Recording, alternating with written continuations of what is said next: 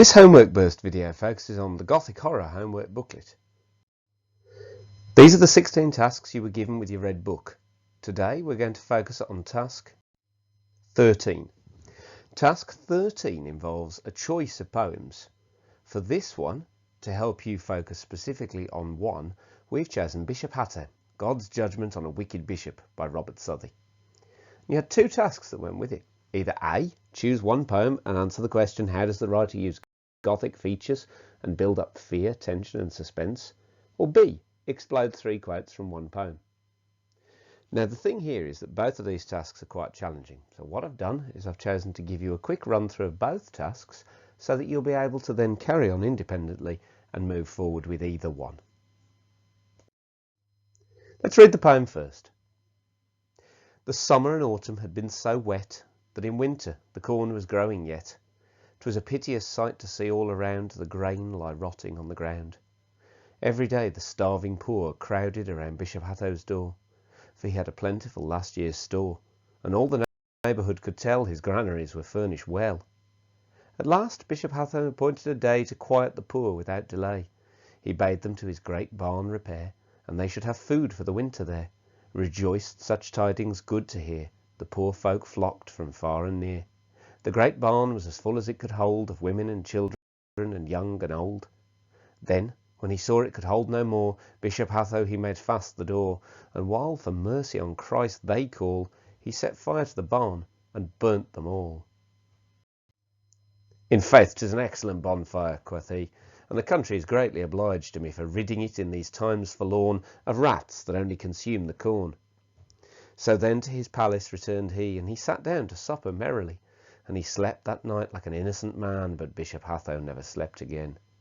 In the morning, as he entered the hall where his picture hung against the wall, a sweat like death all over him came, for the rats had eaten it out of the frame.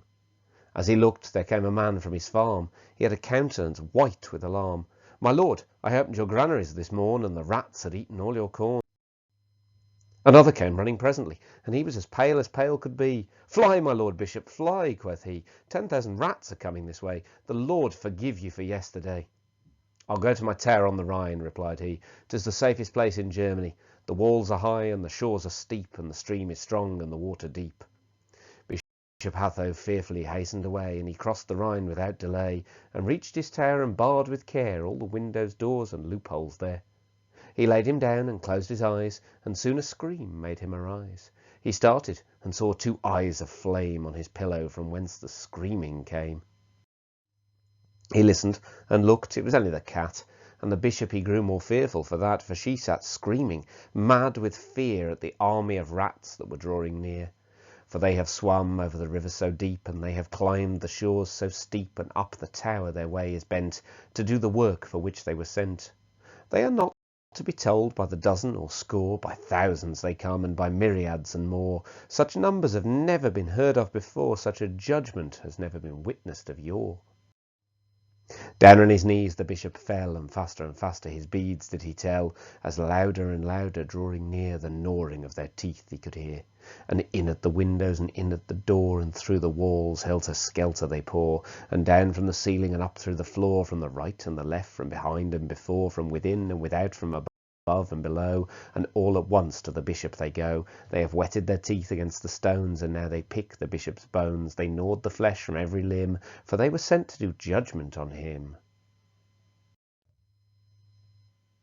Now, before we look at our key question, how does the writer use Gothic features and build up fear, tension and suspense, we ought to whiz back through the poem and just make sure we've picked up all the little details as part of the story. I'm just going to rewind the poem.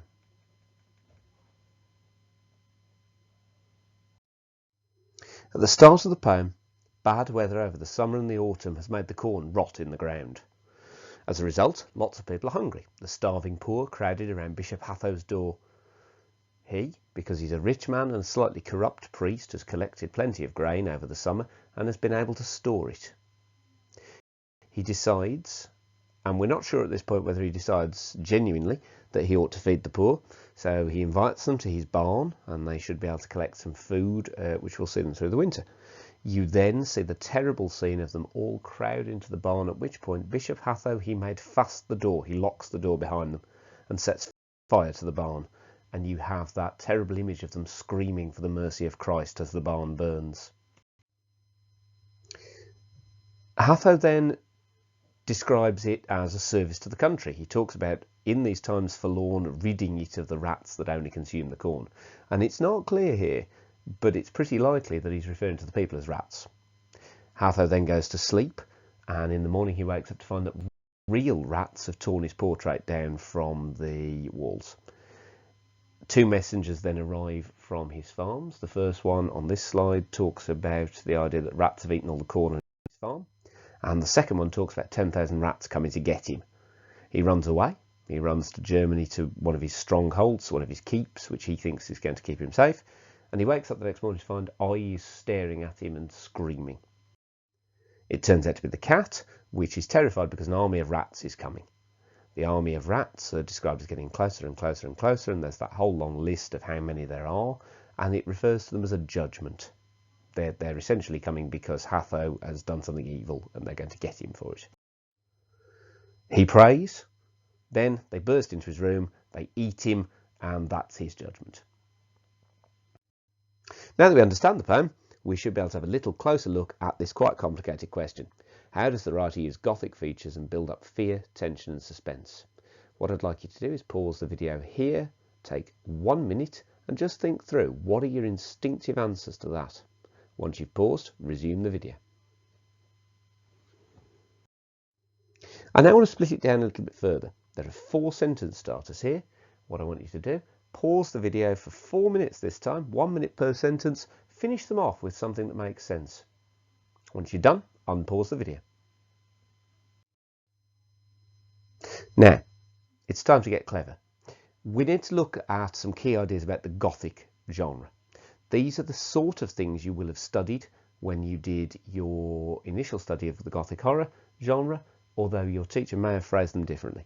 Setting is a symbol of the characters' minds. The external scenery symbolises their internal turmoil, the mess that's going on inside their feelings. 2. Gothic horror has a fascination with curses and family lines or legacies. 3. Gothic horror often features secrets and hidden things. Narrators and characters have mysterious connections from the past. 4. Guilt is a physical force, ghosts, monsters, hidden rooms, etc.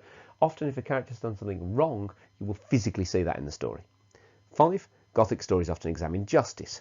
Death is sometimes seen as the end of the story, but the justice is often uncertain. We're not sure who's been punished, we're not sure who's done the punishing. Choose a key idea. Take 2 minutes, pause the video and try to explain how your key idea links to the poem. Once you're done, unpause the video. The second part of your task talks about exploding 3 quotations. You've now prepped a little bit for the idea of the Gothic horror genre related to the poem. You've thought a little bit about the key ideas, and you should have about 5 or 6 sentences of thinking done. We're now going to have a look at 3 key quotations, and I've put some sentence starters to have a look at with you. Let's explode this quotation. And when he saw it, could hold no more, Bishop Hatho he made fast the door, and while for mercy on Christ they call, he set fire to the barn and burnt them all. The key things here are about responsibility and whose fault this is, the fact that he's a bishop, he's a man of God, he's supposed to help people, and actually he doesn't, he ignores these screaming villagers whose death he's caused, and 3, that very sharp ending, the shock of it all. Take 3 minutes, pause the video, attempt to finish those sentences off. Once you're done, unpause and we'll move on. In this second quotation, it describes the rats arriving. They are not to be told by the dozen or score, by thousands they come and by myriads and more. Such numbers have never been heard of before, such a judgment has never been witnessed of yore. Here we have the classic listing device to show loads and loads of things appearing. The fact that the numbers are so big suggests how many rats there are, and the judgment makes it seem as if it's Hatto's fault. The idea of never been witnessed of yore, nobody's ever seen anything like this before. It's a bit of a shock. It shows exactly how awful what's going on is. There are 4 sentence stems there. Pause the video here, this time for 4 minutes. Have a go at finishing those sentences, and then unpause the video and we'll move on to our third quotation. In our third quotation, we see the very end of the poem. And now they pick the bishop's bones, they gnawed the flesh from every limb, for they were sent to do judgment on him. And it's a simple idea here, the idea that he's done something wrong, and therefore the rats eat him. You've got the verb gnawed, which seems worth a look at. The idea is from every limb, and the noun judgment to end the poem.